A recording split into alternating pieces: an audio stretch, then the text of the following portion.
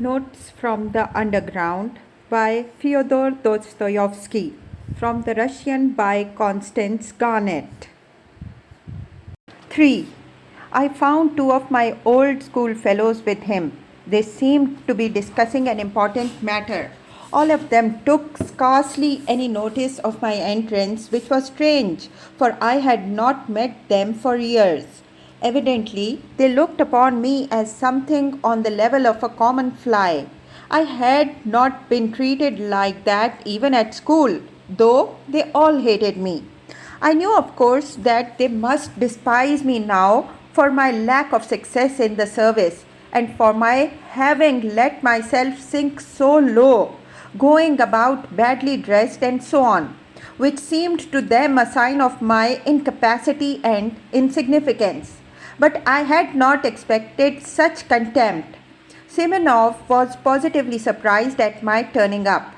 Even in old days, he had always seemed surprised at my coming. All this disconcerted me. I sat down feeling rather miserable and began listening to what they were saying. They were engaged in warm and earnest conversation about a farewell dinner which they wanted to arrange for the next day to a comrade of theirs called Zverkov, an officer in the army who was going away to a distant province. This Zverkov had been all the time at school with me too. I had begun to hate him particularly in the upper forms. In the lower forms, he had simply been a pretty, playful boy whom everyone liked. I had hated him, however, even in lower forms, just because he was a pretty and playful boy. He was always bad at his lessons and got worse and worse as he went on. However, he left with a good certificate as he had powerful interests. During his last school year at school, he came in for an estate of 200 serfs, and as almost all of us were poor, he took up a swaggering tone among us. He was vulgar in the extreme, but at the same time, he was a good-natured fellow, even in his swaggering. In spite of superficial, fantastic, and sham notions of honor and dignity, all but very few of us positively grovelled before Surkov, and the more so, the more he swaggered. And it was not from any interested motive that they grovelled, but simply because he had been favoured by the gifts of nature. Moreover, it was, as it were, an expected idea among us that Sverkov was a specialist in regard to tact and the social graces. This last fact particularly infuriated me. I hated the abrupt, self-confident tone of his voice, his admiration of his own witticisms, which were often frightfully stupid, though he was bold in his language. I hated his handsome but stupid face, for which I would, however, have gladly exchanged my intelligent one, and the free and easy military manners in fashion in the 40s. I hated the way in which he used to talk of his future conquests of women. He did not venture to begin his attack upon women until he had the epaulettes of an officer and was looking forward to them with impatience, and boasted of the duels he would constantly be fighting. I remember how I, invariably so taciturn, suddenly fastened upon Zverkov when one day, talking at a leisure moment with his schoolfellows of his future relations with the fair sex, and growing as sportive as a puppy in the sun, he all at once declared that he would not leave a single village girl on his estate unnoticed, that was his droit seigneur, and that if the peasants dared to protest, he would have them all flogged and double the tax on them. The bearded rascals, our servile rabble, applauded, but I attacked him not from compassion for the girls and their fathers, but simply because they were applauding such an insect. I got the better of him on that occasion. But though Zherkov was stupid, he was lively and impudent, and so laughed it off, and in such a way that my victory was not really complete. The laugh was on his side. He got the better of me on several occasions afterwards, but without malice, jesting casually. I remained angrily and contemptuously silent and would not answer him.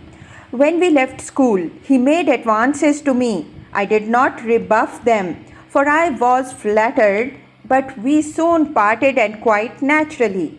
Afterwards, I heard of his barrack room success as a lieutenant and of the fast life he was leading. Then there came other rumors of his successes in the service.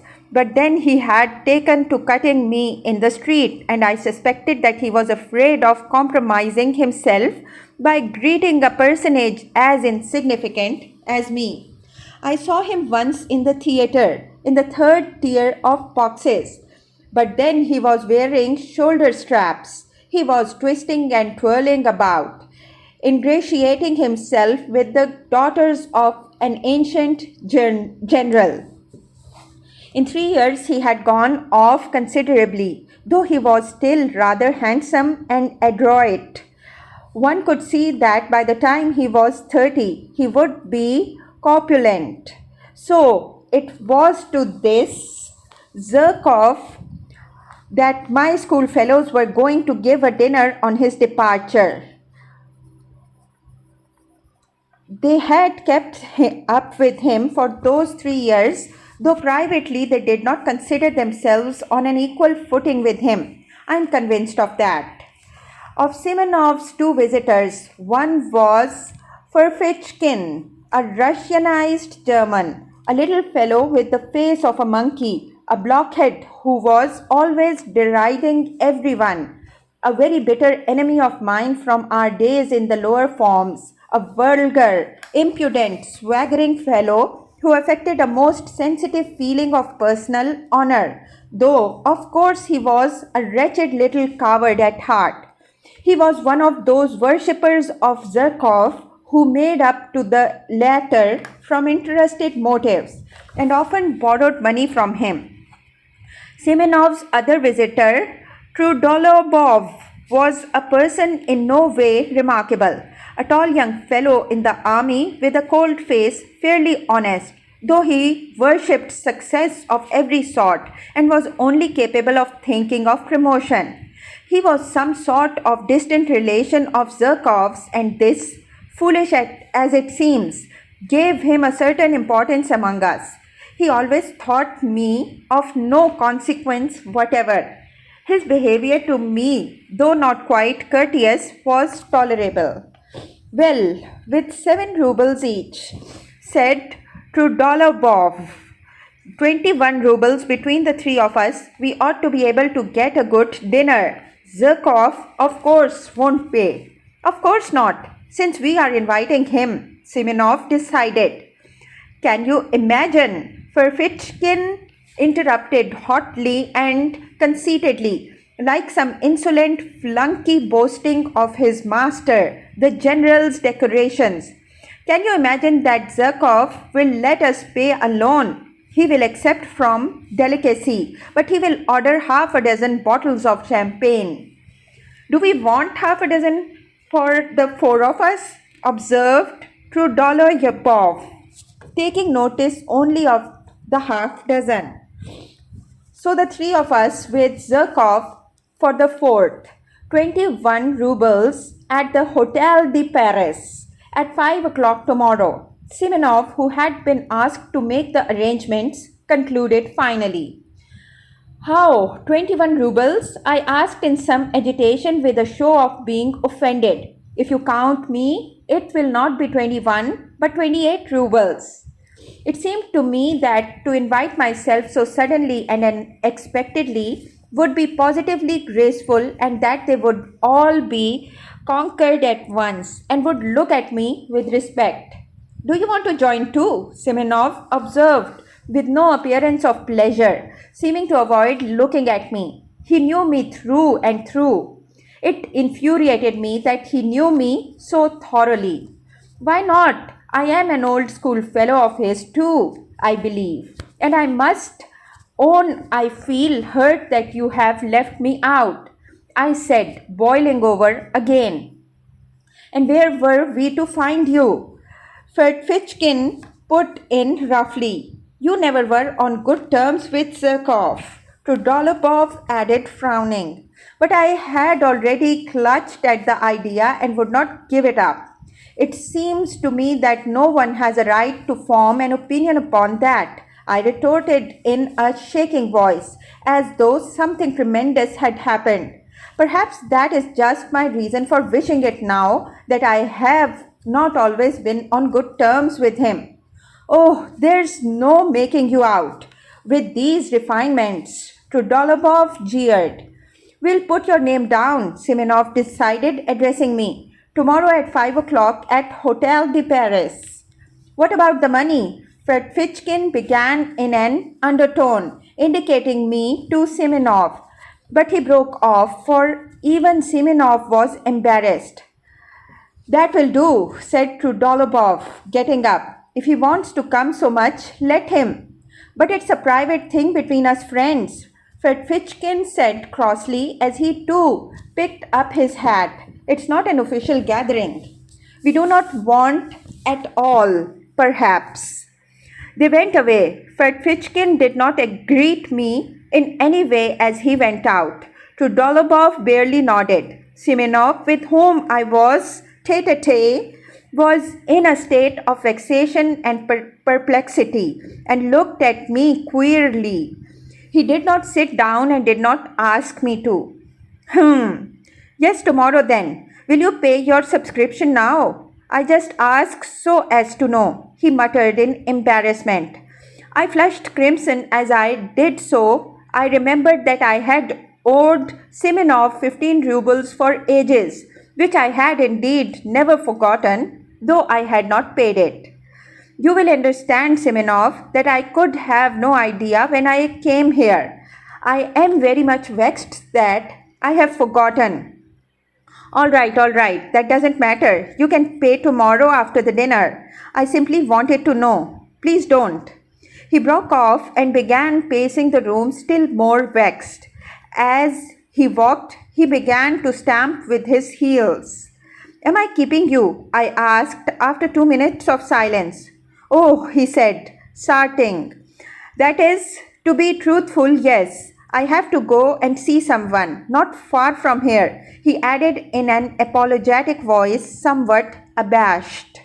My goodness, why didn't you say so? I cried, seizing my cup with an astonishingly free and easy air, which was the last thing I should have expected of myself.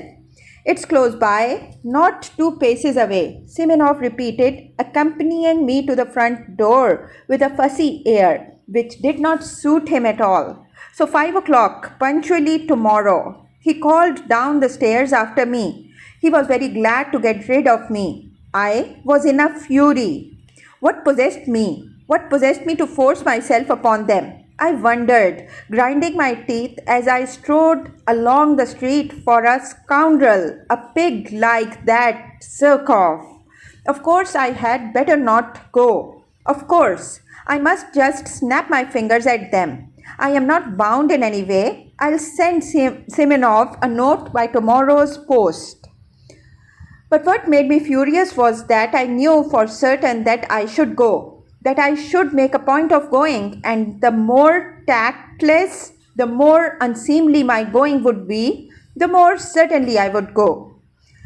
And there was a positive obstacle to my going. I had no money.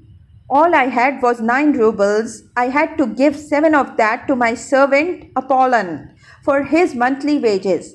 That was all I paid him. He had to keep himself.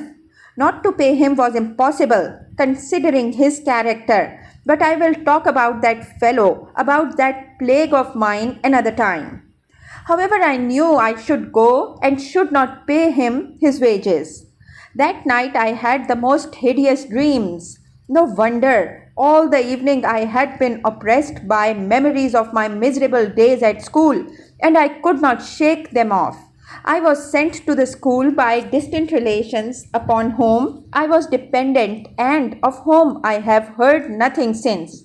They sent me there, a forlorn, silent boy, already crushed by their reproaches, already troubled by doubt, and looking with savage distrust at everyone.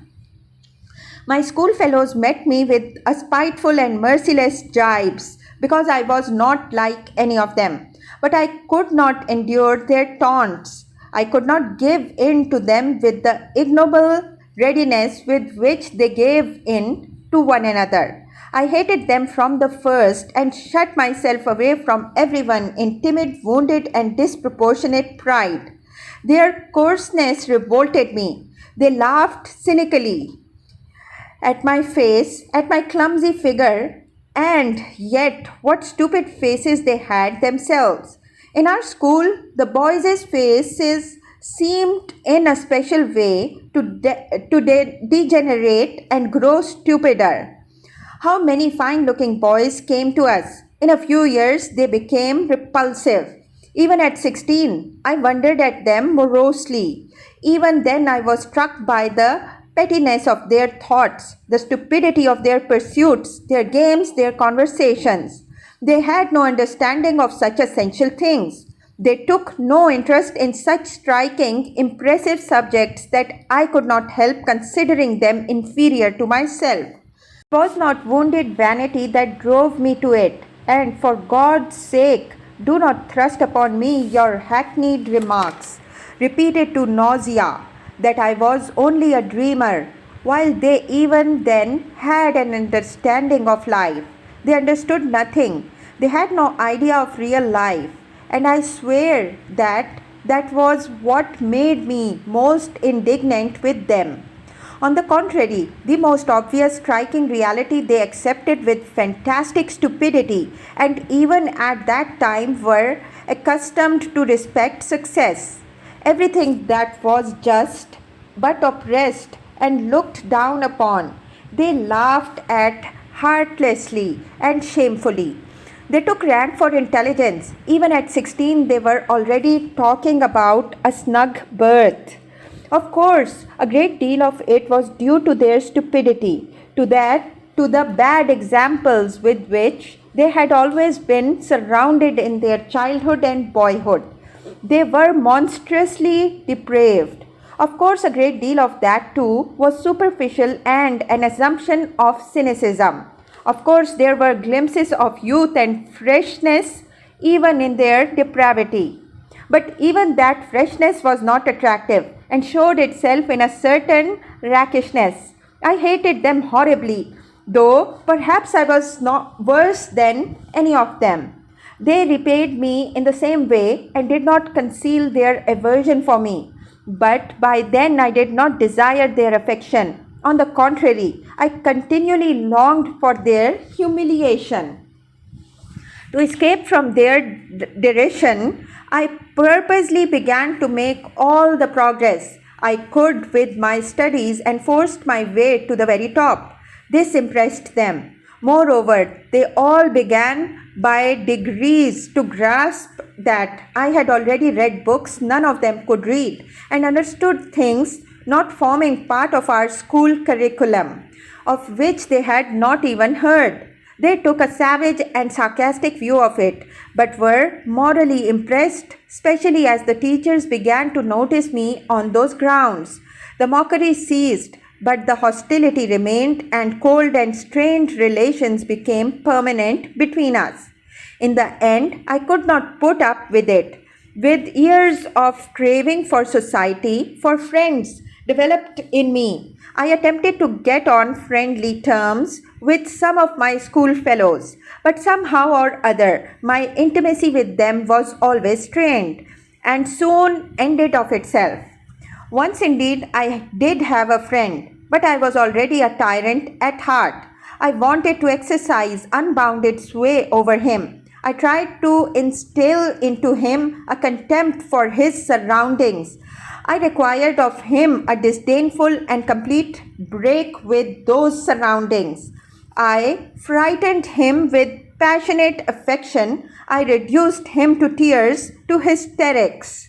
He was a simple and devoted soul, but when he devoted himself to me entirely, I began to hate him immediately and repulsed him, as though all I needed him for was to win a victory over him, to subjugate him and nothing else.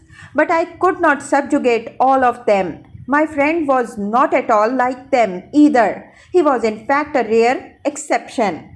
The first thing I did on leaving school was to give up the special job for which I had been destined, so as to break all ties, to curse my past and shake the dust from my feet. And goodness knows why, after all that, I should go trudging off to Simenov's. Early next morning, I roused myself and jumped out of bed with excitement, as though it were all about to happen at once. But I believed that some radical change in my life was coming and would inevitably come that day. Owing to its rarity, perhaps any external event, however trivial, always made me feel as though some radical change in my life were at hand. I went to the office, however, as usual, but sneaked away home 2 hours earlier to get ready. The great thing, I thought, is not to be the first to arrive, or they will think I am overjoyed at coming. But there were thousands of such great points to consider, and they all agitated and overwhelmed me. I polished my boots a second time with my own hands. Nothing in the world would have induced Apollon to clean them twice a day, as he considered that it was more than his duties required of him. I stole the brushes to clean them from the passage, being careful he should not detect it, for fear of his contempt. Then I minutely examined my clothes and thought that everything looked old, worn, and threadbare. I had let myself get too slovenly. My uniform perhaps was tidy, but I could not go out to dinner in my uniform. The worst of it was that on the knee of my trousers there was a big yellow stain. I had a foreboding that that stain would deprive me of 9/10 of my personal dignity. I knew too that it was very poor to think so, but this is no time for thinking. Now I am in for the real thing, I thought, and my heart sank. I knew too perfectly well, even then, that I was monstrously exaggerating the facts. But how could I help it? I could not control myself and was already shaking with fever. With despair, I pictured to myself how coldly and disdainfully that scoundrel, Zherkov, would meet me, with what dull-witted, invincible contempt the blockhead Trudolbov would look at me, with what impudent rudeness the insect Fertfichkin would snigger at me in order to curry favor with Zherkov, how completely Simonov would take it all in, and how he would despise me for the abjectness of my vanity and lack of spirit. And worst of all, how paltry, unliterary, commonplace it would all be. Of course, the best thing would be not to go at all, but that was most impossible of all. If I feel impelled to do anything, I seem to be pitchforked to it. I should have jeered at myself ever afterwards. So you funked it. You funked it. You funked the real thing. On the contrary, I passionately longed to show that all that rabble that I was by no means such a spiritless creature as I seemed to myself. What is more, even in the acutest paroxysm of this cowardly fever, I dreamed of getting the upper hand, of dominating them, carrying them away, making them like me, if only for my elevation of thought and unmistakable wit. They would abandon Zherkov. He would sit on one side, silent and ashamed, while I should crush him. Then perhaps we would be reconciled and drink to our everlasting friendship. But what was most bitter and humiliating for me was that I knew even then, knew fully and for certain that I needed nothing of all this really, that I did not really want to crush, to subdue, to attract them, and that I did not care a straw really for the result, even if I did achieve it.